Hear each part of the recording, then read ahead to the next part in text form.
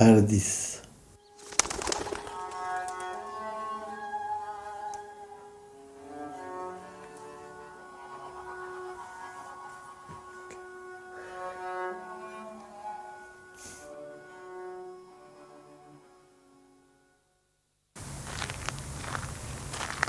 Moi, chaque fois que je veux traverser Paris, ce côté-là, je passe par le jardin de Luxembourg.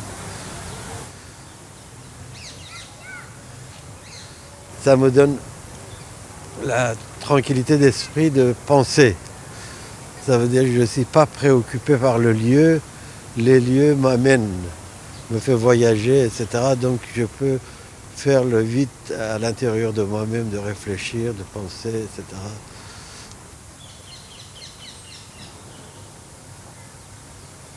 Dès mon arrivée à Paris, en 1962, je suis arrivé dans ces jardins. J'ai dit, voilà le paradis, quoi. C'était magnifique. Ces chaises rangées, impeccables, ces fleurs, ce bassin magnifique.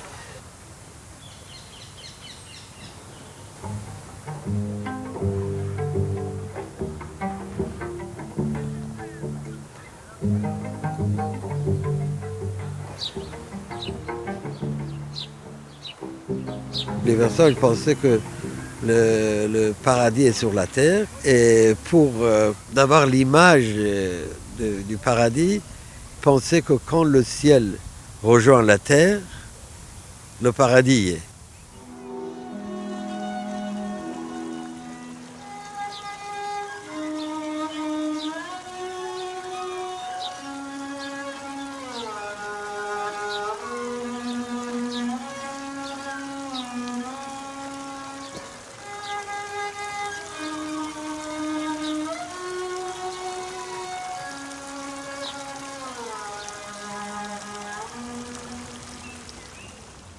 Le jardin, il t'invite à communiquer, de donner, de recevoir, de partager, et d'être à l'aise, de partager le son, les oiseaux, les arbres.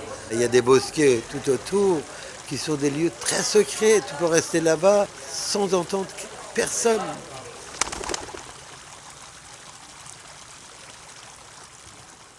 Pour moi, c'est l'exemple du vrai jardin. Les autres jardins ne me donnent pas cette sensation.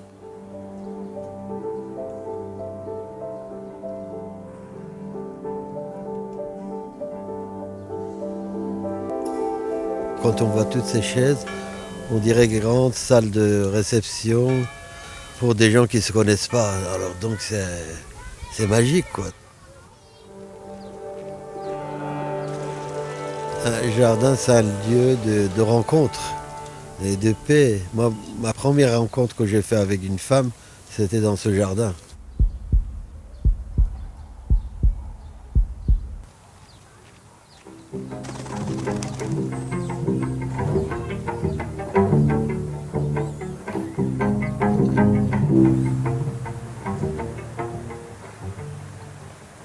Au début, il n'y avait aucun projet de jardin.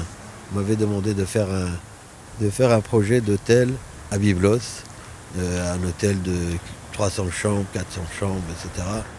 J'ai fait le voyage et j'ai vu le désastre, une catastrophe totale, comme dans toute la Méditerranée, quoi. Tout est bétonné. C'est absolument inouï de penser comment on peut cacher le paysage ou la mer. Ça, je trouve absolument criminel. J'ai pas d'autre mot. J'étais absolument contre ce projet, mais je ne pouvais pas l'exprimer et le dire. Donc, j'avançais très prudemment.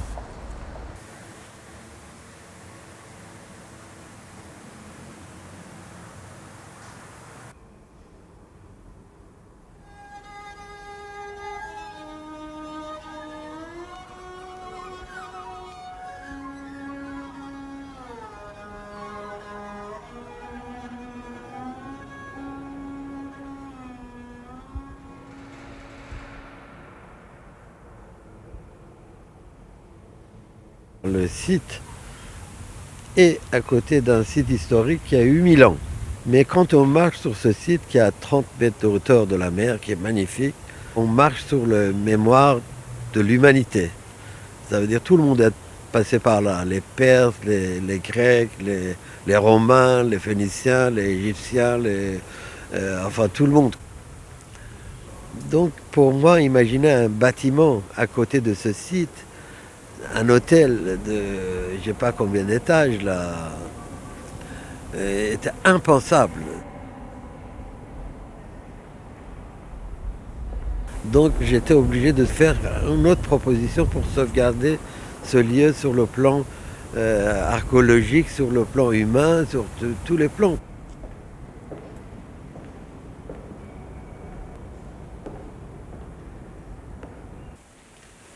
Et lors d'un de mes voyages en Iran, j'ai été invité dans un jardin qui s'appelle Jardin de Fid, qui est un jardin persan.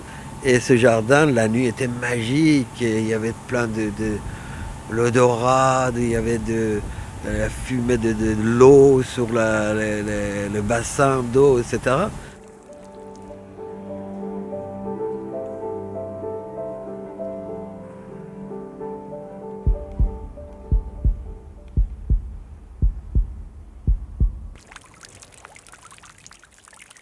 Bon, après ce voyage, quand je reviens à Téhéran, je pars au Liban, ça, je savais que j'ai un projet.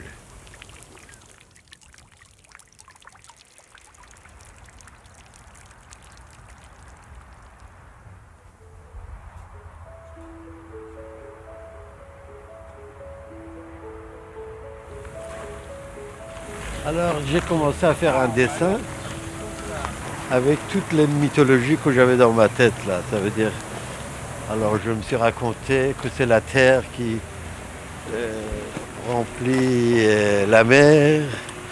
Donc il y a une source d'origine qui est symbole d'Anaïta, la femme qui donne toute l'eau de la terre. Et pendant 6 mois, j'ai raconté comme mille et nuits ce projet, sans donner aucun d'autre dessin. Je voulais faire ni maquette, ni dessin, ni rien du tout.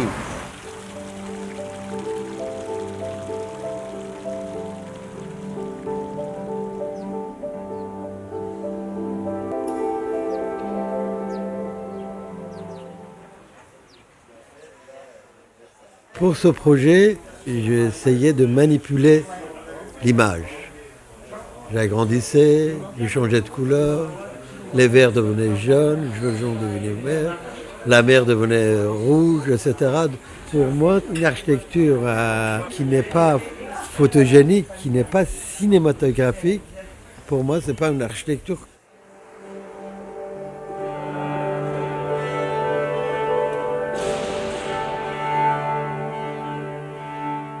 Donc j'ai travaillé comme un cinéaste, comme un photographe. Et au lieu de faire des dessins, j'ai fait 10 000 photos, je ne sais pas. Tous les jours de chantier, tous les jours qui bougeaient, qui vivaient. Mais pour ça, il fallait être vivant. Vivant comme le projet sur place.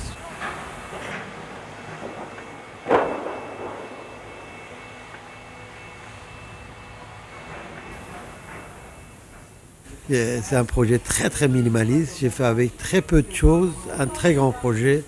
Le luxe, c'est la nature, c'est les arbres, c'est les gens, c'est la lumière, c'est l'eau. L'essentiel, c'est que ton intention, ton regard soit pas fixé sur aucun objet, que tu sois au bord de la mer avec la personne que tu es.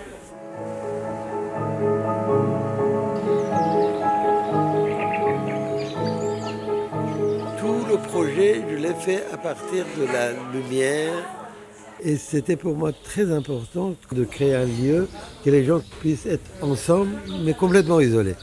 Parce que si on ne peut pas être ensemble, on ne peut pas s'isoler.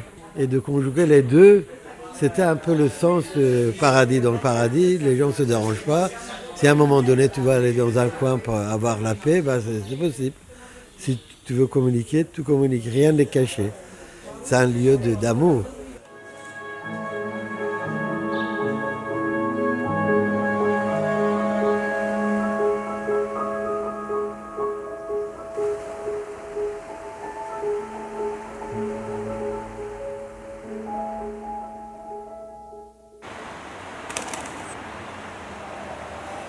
sans le dessin, j'étais obligé d'avoir un projet très mathématique, quoi. C'était très réfléchi.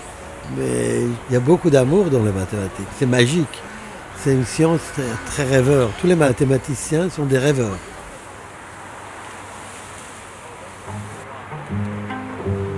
Quand un architecte fait un dessin, tout ce qu'il y a dans sa tête, là, il met dedans. Tous les traits ont un sens. Mais parfois inconscients. Mais les gestes inconscients ne sont pas inutiles. C'est des gestes qui sont dedans de moi-même. C'est comme les rêves, là. On rêve, on l'oublie, mais parfois il y a un clin d'œil de la réalité, ils te font penser au rêve que tu as déjà vu. Et donc ils mettent tout le mécanisme en marche.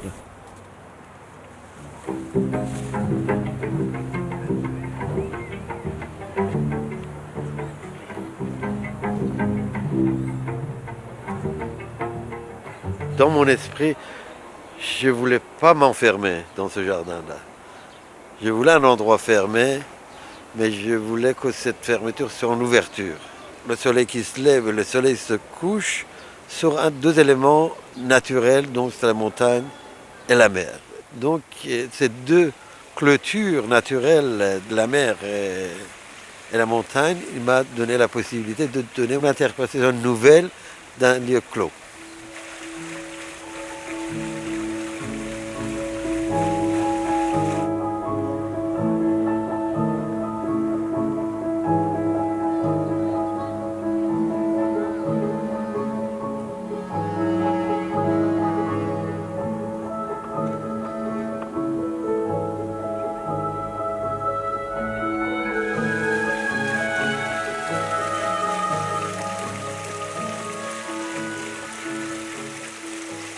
Comme disait l'autre, dans la tête de chaque personne, il y a un jardin qui dort.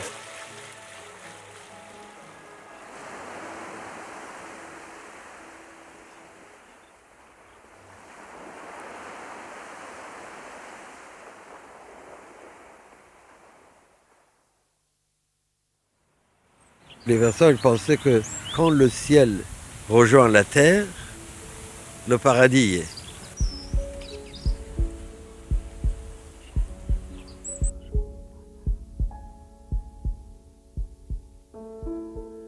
Do ticha hledám, do tváře lehké světlo stoupá. Záře do vody odplouvá, myšlenka právě rodí se, ve světle ztrácí se, do ticha zvuky